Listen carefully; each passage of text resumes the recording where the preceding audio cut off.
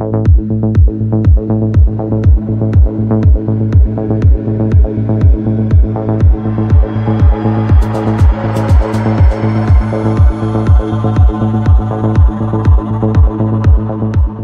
tal? ¿Cómo están? Bienvenidos, somos Aves.cl, el diario digital del Gran Concepción, y estamos nuevamente con una interesante entrevista. Hoy vamos a hablar de educación, uno de mis temas favoritos, porque yo creo firmemente que la solución a todos nuestros problemas, o la gran mayoría de nuestros problemas, tiene directa relación con el tema educacional, sobre cómo estamos haciendo educación, cómo estamos educando a nuestros niños, cómo los papás participan del proceso educativo, cómo se genera una comunidad educativa, en fin. Vamos a conversar de ese tema con Luz María Acle, ella es directora ejecutiva de la Fundación Educación Cristo Rey y la Asunción. Luz María, ¿cómo estás? Bienvenida. Muchas gracias Hugo, gracias por la invitación. Aquí estamos listos para hablar, también amo la educación. Sí, Luz María, entregar algunos datitos para que la gente la conozca. Fue rectora por 2 años en el Colegio San Ignacio, eso es en el Bosque, en Santiago. Fue además 12 años directora de la red de colegios diaconales, asesora de líderes de la Fundación Belén Educa por 5 años y es de profesión inicial, pregrado si usted quiere, educadora diferencial en la Universidad Metropolitana de Ciencias de la Educación. También fue directora ejecutiva de la Escuela de Líderes Cuycuy de Belén Educa, entiendo, ¿no es cierto? Cierto, Sí, de Belén Educa.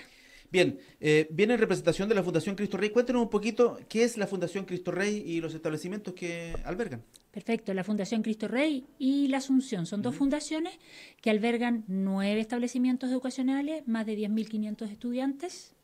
Vamos desde un jardín infantil hasta colegios que llevan hasta cuarto medio. Los tenemos en distintas localidades de la región: Cabrero, Yumbel, Coronel Lota, también en Cañete, Chiguayante. ¿Son colegios privados, particulares, subvencionados? Tenemos un colegio privado que es el Instituto de Humanidades de Concepción, el que está aquí cerquita, en Colo Colo, y tenemos los otros colegios, son particulares subvencionados, gratuitos, y están en las localidades que ya mencioné. Y en la Asunción, que se me olvidó comentar, que está el Liceo de la Asunción, que está en Talcahuano. Al que conozco muy bien porque vivo cerquita ahí del colegio ¿Sí? La Asunción, sí. Muy bien. ¿Son colegios denominados confesionales, católicos? Son colegios católicos. Son colegios católicos que estamos muy anexados al Arzobispado de Concepción.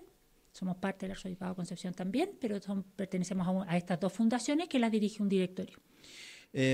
Hablemos un poquito de la principal característica de la formación en estos colegios.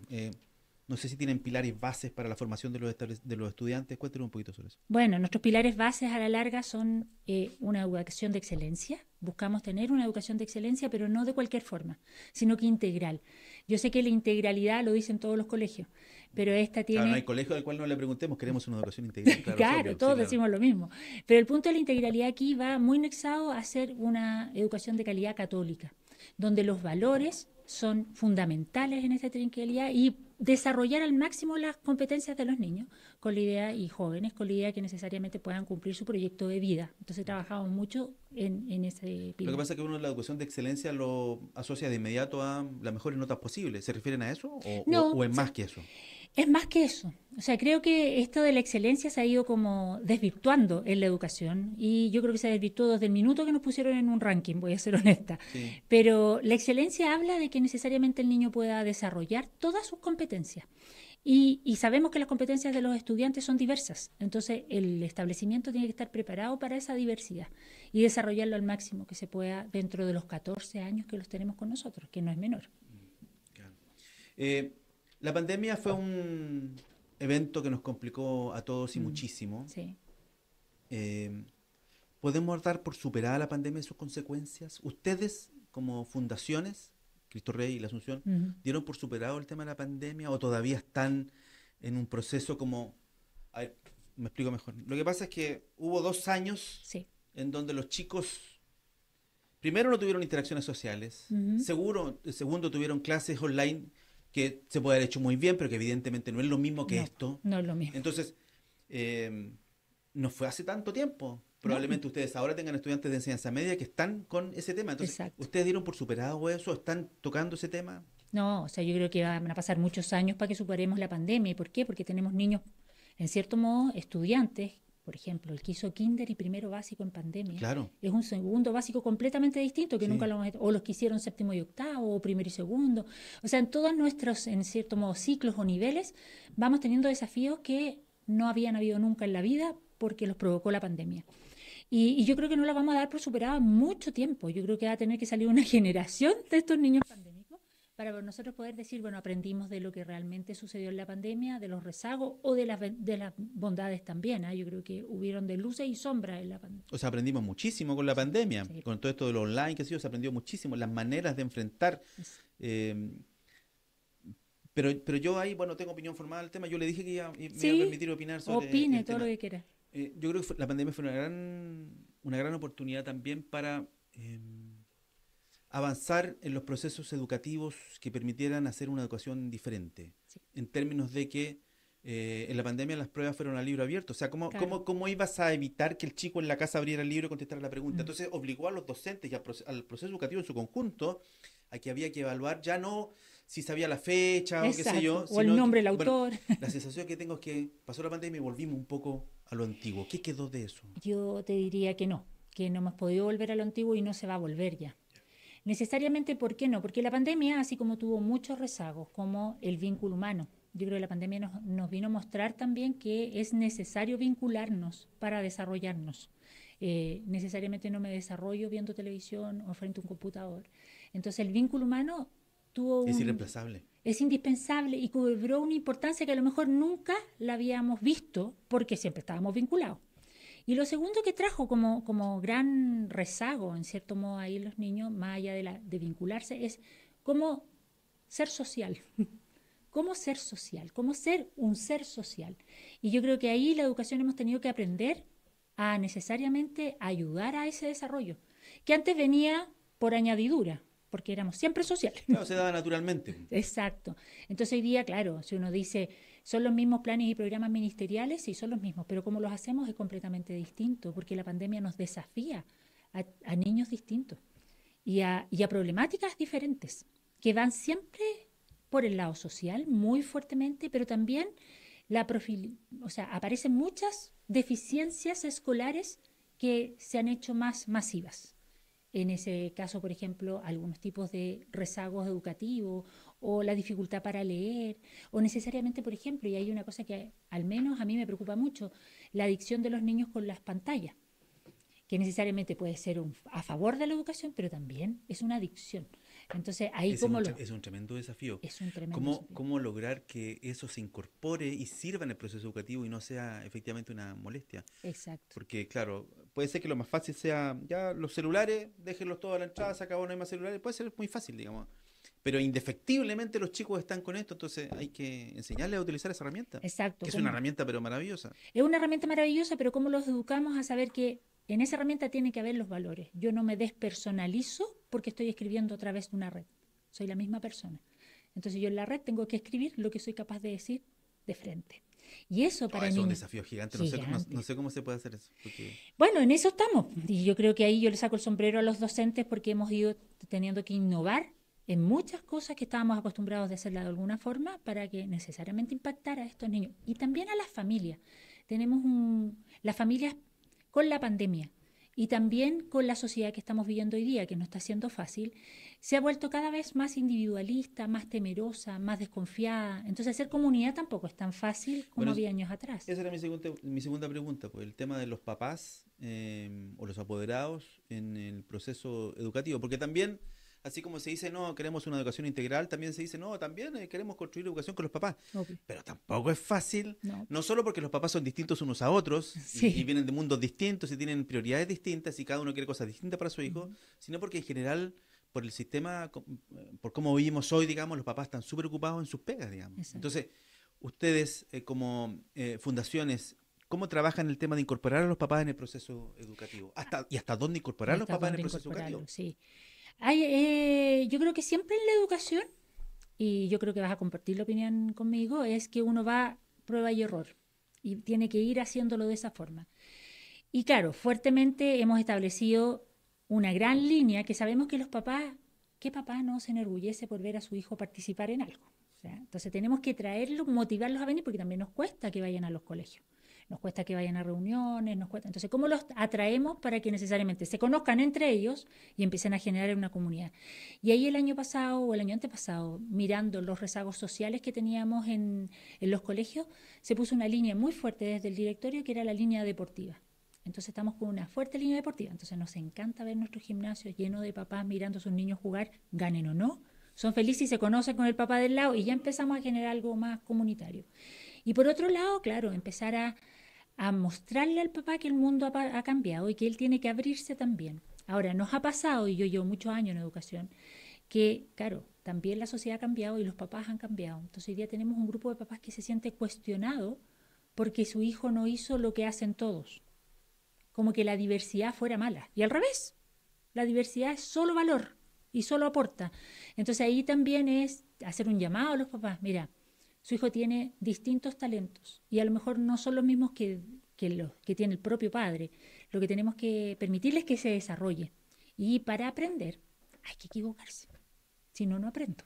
O sea, ¿cuántas veces me caí de la bicicleta para trabajar, para andarla bien? Bueno, a propósito de su apellido, ACLE, en ¿Sí? los colegios me consta que existen las famosas ACLES, Exacto, mi que mejor sí, asignatura. sí, que son actividades extracurriculares que desarrollan los alumnos de esta fundación.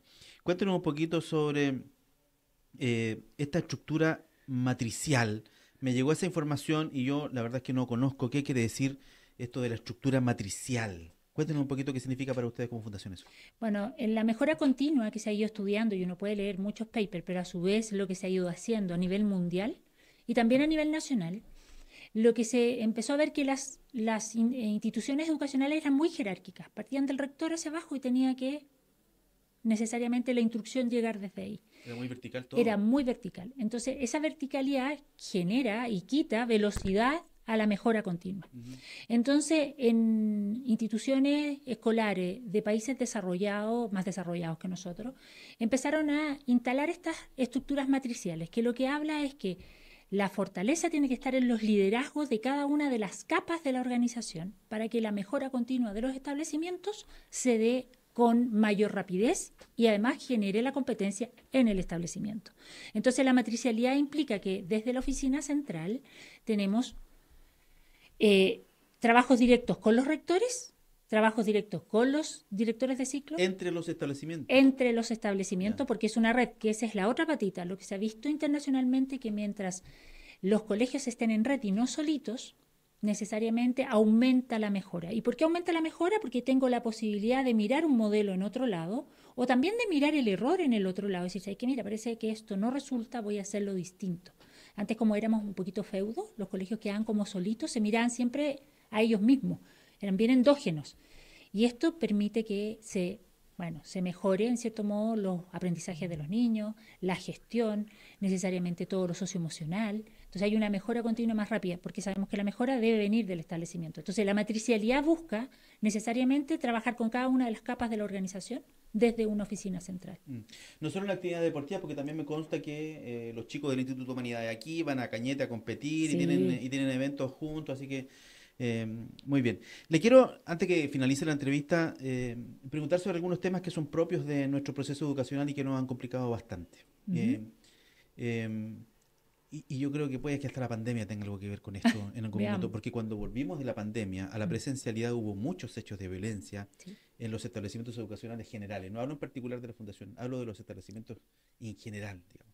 ¿Cómo tocan ustedes estos fenómenos? ¿Cómo abordan estos fenómenos? Me refiero al bullying, al ciberbullying, me refiero a la eventual violencia que pudiese existir entre dos alumnos o dos estudiantes que después de 2 años están encerrados en pandemia no saben cómo solucionar sus conflictos, digamos. Sí. ¿Cómo abordan esos temas ustedes? Bueno, no estamos exentos de lo que ha pasado, porque recordar y claramente los colegios son como el reflejo de la sociedad. Entonces, si uno mira en la sociedad que estamos llenos de portonazos, violencia, entonces en los colegios se replica, lamentablemente decimos. Nosotros optamos por esa línea, una línea estratégica de vinculación con la familia, que iba a través del deporte, fuertemente a través del deporte, pero también fuertemente a muchas actividades formativas con los papás. Pero por otro lado también fortalecimos nuestros equipos de convivencia escolar para llegar a una convivencia escolar más bien preventiva. Después de la pandemia tuvimos que estar muy reactivos. O sea, pasaba algo, teníamos que ir a solucionarlo. Hoy día ya vamos dando vuelta a la pirámide y tratando de que sea preventivo, o sea, que hayan actividades necesariamente que vayan educando cómo resolver conflictos, cómo enfrentar una frustración, cómo enfrentar algo que me incomoda. Y bueno, nunca vamos a estar exentos. Yo creo que 10.500 alumnos, colegios de más de 2.500 o de 1.500 o de 1.300 alumnos, es muy difícil que no haya una dificultad. Pero cómo se resuelve es la diferencia. Y ahí estamos haciendo esfuerzos enormes, como todos los colegios. Yo creo que participamos de todas las mesas de comunales, porque también ahí hay un punto importante. Siendo iglesia, no podemos no ser un aporte a la sociedad. Y estamos ahí para ser referentes, para ayudar, para ir a mostrar nuestros errores y decir, mira, no lo hagan así porque no O lo sea, va a yo la solucionar. sensación que tengo es que la gente espera un estándar mayor, Sí, pues de todas porque maneras. son un colegio de iglesia, entonces Exacto, espera somos un mucho estándar más mayor. exigidos, sí. Y yo creo que eso también es una gracia porque nos mantiene en una velocidad que a lo mejor podemos aportar a otros. Así que por ahí va. Y hemos fortalecido. Ahora, problemas hemos tenido, pero y vamos a seguir teniendo. Estamos con Luz María Acle, directora ejecutiva de la Fundación Educacional Cristo Rey y la Asunción. Ya estamos prácticamente culminando esta entrevista. Le quiero preguntar por un evento que tienen, entiendo. Ujú. Líderes que transforman. ¿Cuándo es eso? ¿De qué se trata? Bueno, en esta situación de ser solidarios y de poder, en cierto modo, aportar al resto de los colegios, es que vamos a hacer este seminario el 8 de octubre. Es un seminario que viene un representante internacional.